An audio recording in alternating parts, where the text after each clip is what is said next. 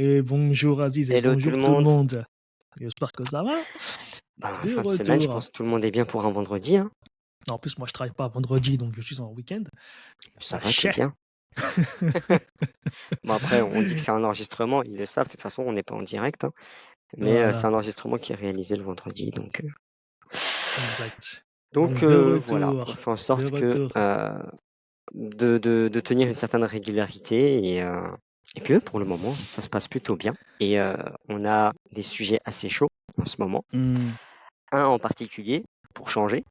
Je te laisse nous en parler brièvement, Sébastien, et puis on déroulera ensuite pendant un petit quart d'heure. Ouais, figurez-vous tous, que j'ai reçu dans ma boîte mail, personnellement, à travers une newsletter, un email donc, de Sam Altman, donc CEO de OpenAI, qui annonçait le lancement dès la semaine prochaine de la fonctionnalité GPT Store. Donc, le GPT Store, donc, on va le mettre à Mais qu'est-ce l'écran. que c'est?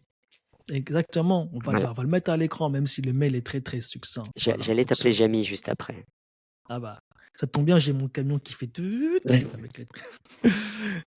Alors, en fait, un GPT Store, donc voilà, la fonctionnalité va sortir dès la semaine prochaine, donc ça nous laisse très peu de temps pour maturer l'idée, même si voilà, ceux qui suivent un peu les actualités connaissent déjà la fonction.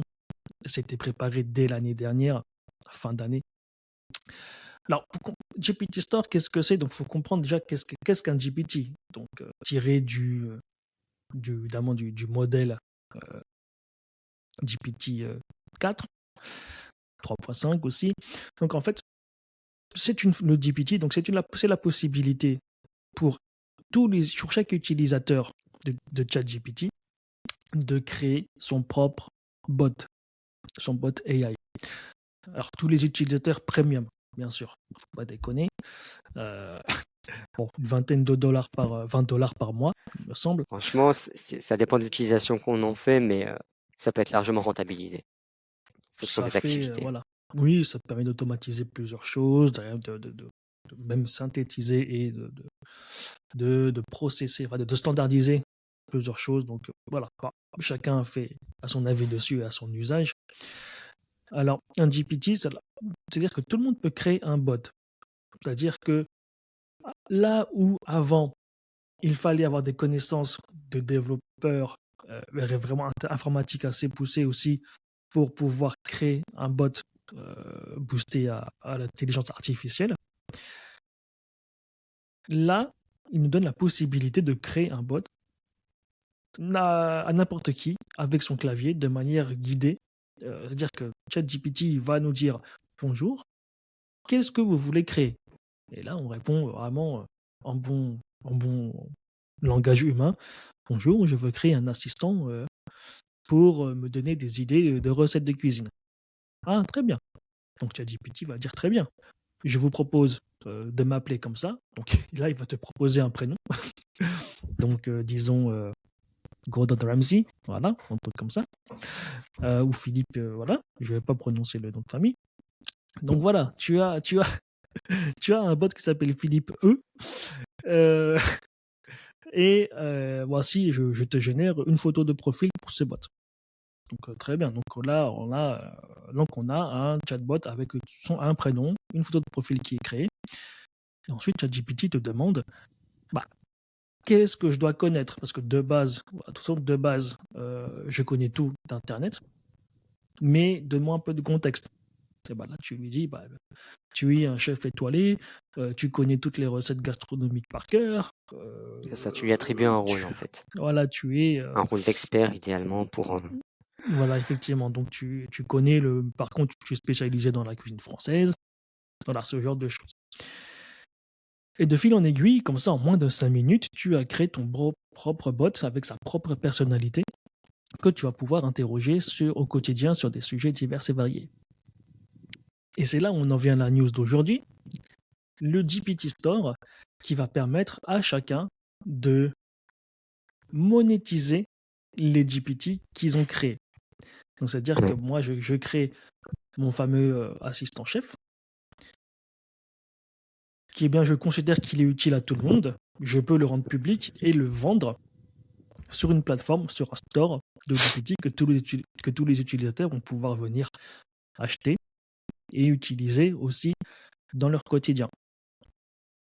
Donc, la petite backstory qu'il y a derrière, c'est que ce store devait sortir, il avait été annoncé déjà pour la fin d'année dernière, avant le drama qu'il y a eu sur Sam Altman, son licenciement, sa réembauche, etc. Ouais, c'était un etc. peu le jeu des chaises musicales.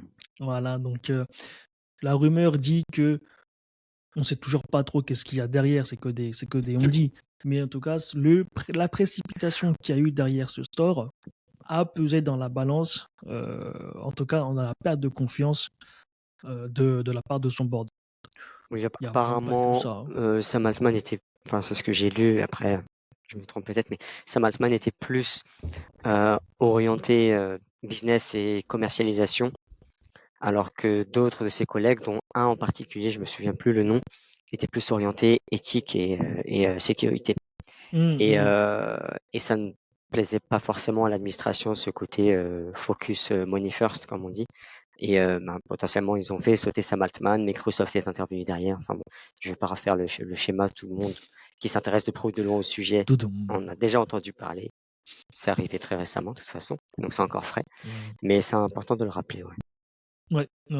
Donc, au final, suite à sa réintégration, ils ont annoncé comme le décalage de certains projets, y compris donc ce GPT Builder, ce GPT Store, en disant que ça va être repoussé à l'année prochaine, 2024. Donc.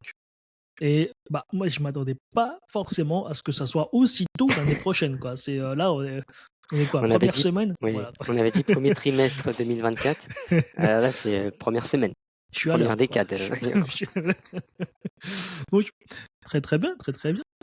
Donc, qu'est-ce que ça va impliquer donc déjà, est-ce que toi, tu as déjà utilisé ces GPT, donc la création de bots? Oui, Et oui, qu'est-ce que franchement. quels sont tes plans de monétisation?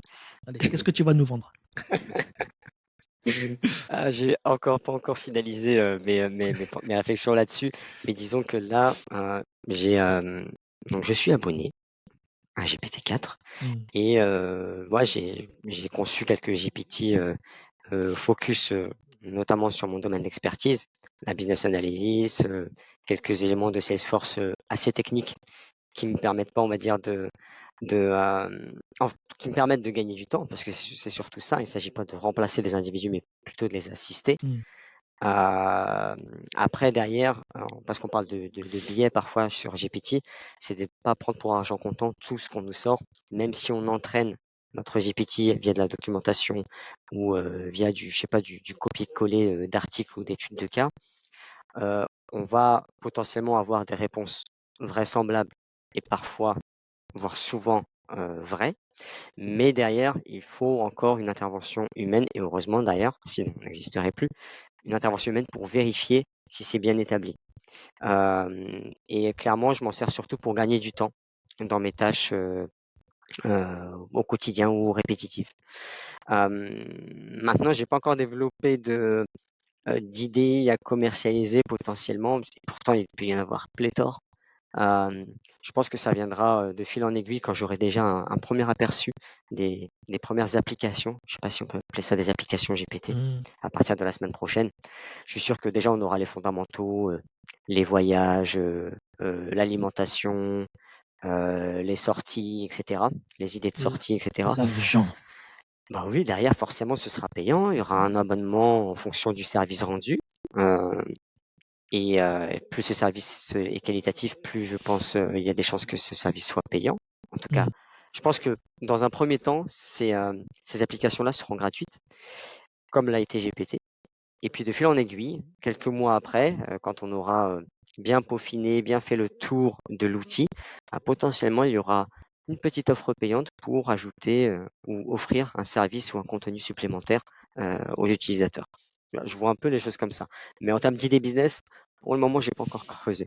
Là, je suis juste consommateur. On passera à la phase de consommateur un peu plus tard. Consommateur, c'est beau ça, j'avais jamais Oui, entendu oui, ça. oui. Il fallait que je la place celle-là. J'y pensais depuis un moment. C'est bon, le pari est gagné, on C'est peut fait, arrêter le merci. podcast. Merci, au revoir. Bah, écoute, ouais, ouais, moi, à mon sens, j'ai pas encore vu, faut voir ce que le marché donne, mais j on avait peut-être discuté un petit peu avant, il y a quelques semaines sur ça. À mon sens, pour l'instant, il y a vraiment les gros créateurs ou alors les gens vraiment très connus qui ont déjà une grosse audience et qui ont une clientèle vraiment assez fidèle, qui peuvent a priori avoir un GPT bah, qui marche bien en tout cas, qui peut-être qui peuvent le monétiser, en tout cas qui se démarque des autres. Parce que c'est sûr qu'on va avoir vraiment une grande offre, parce que tout le monde s'ouvert à tout le monde peut créer son propre bot. Donc ceux qui ont déjà une image, qui ont déjà une réputation, vont pouvoir faire en sorte que leur bot se démarque de la masse. Mettons quelqu'un qui est très connu dans son milieu, je sais pas, par exemple, imaginons un créateur de contenu très simple qui écrit du texte sur LinkedIn ou autre, il faut spécialiser dans le texte, qui a un certain style d'écriture, qui a une certaine mentalité, qui a un certain style. Il va pouvoir créer un bot avec son propre style pour, entre guillemets, se dupliquer. Déjà, il va pouvoir utiliser ce bot pour l'assister dans sa création de contenu, mais il va pouvoir aussi, imaginons, s'il veut partager ce style avec son audience, il veut améliorer le style d'écriture des personnes qui le suivent, il va pouvoir peut-être le vendre ou alors l'offrir à personne en tant qu'aide à l'écriture. Par exemple, on a ce genre de choses. Moi, c'est comme ça que je vois certains bots se démarquer parce que, comme tu disais, les choses du quotidien, les bots un peu classiques, tout le monde peut penser à créer ce genre de choses. Voilà, je fais moi un bot pour me donner des idées de voyage en fonction de ce que j'aime. Mmh. Euh, Maintenant, derrière, je pense que comme tout progrès technique, comme toute évolution technologique, ça va s'accompagner nécessairement de considérations éthiques. hmm, Par exemple, juste par rapport à GPT, premier du nom, 3.5, puis 4, il y a quelques semaines, hem, il y a le New York Times et le Washington Post, je ouais. crois, ou l'un des 2, ou les 2, ont attaqué en justice, OpenAI, parce qu'ils sont soupçonnés ou accusés d'avoir récupéré du contenu de ces sites-là pour alimenter, ces textes en fait. Oui, pour alimenter Pour son contenu entraîner son textuel. modèle, en fait. Et voilà, pour entraîner son modèle. Merci, c'est le mot que je cherchais. Et du coup, ben, avec ce GPT Store, ben, c'est une question qui va être, je pense, au premier plan au niveau de la confidentialité et de la sécurité des données. Comment on va s'assurer que les informations sensibles restent protégées? Et ça, bah, ce sera plus dépendant des ingénieurs d'OpenAI, mais ce sera dépendant potentiellement bah, d'utilisateurs comme toi et moi qui créeront leur propre application GPT. Et là, ça, soit OpenAI va bien verrouiller les choses pour qu'on soit tous en conformité en tant qu'utilisateur, mais aussi en tant que créateur d'applications, soit, et bon, c'est fort peu probable, mais bon, faut voir la semaine prochaine ce que ça va donner, soit on nous donne carte blanche en tant que créateur une application. Et là, je pense qu'il pourrait y avoir pas mal de dérives. Hmm, ouais. Bah, wait and see, comme d'habitude, on Mmh. va regarder, voir ce que le marché propose. Après, c'est une boîte américaine, donc forcément, ils ont tendance à ouvrir les vannes et ensuite, après, C'est ça. contrôler.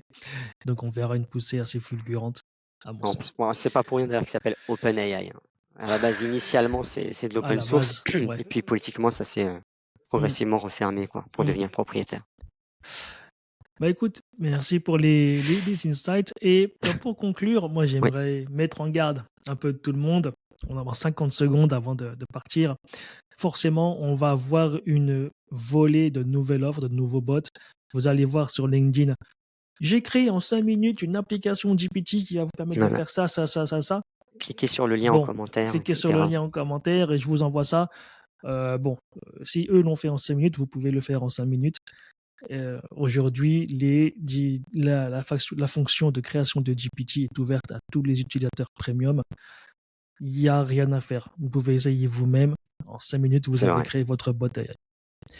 Attention, voilà. Donc, ne tombez pas dans le panneau à acheter, 2-3 applications dès la semaine prochaine. Ouais, À voir. allez. Bon, bah, Sur ce, merci. Merci sur beaucoup ce, Sébastien. à bientôt. Merci à tous.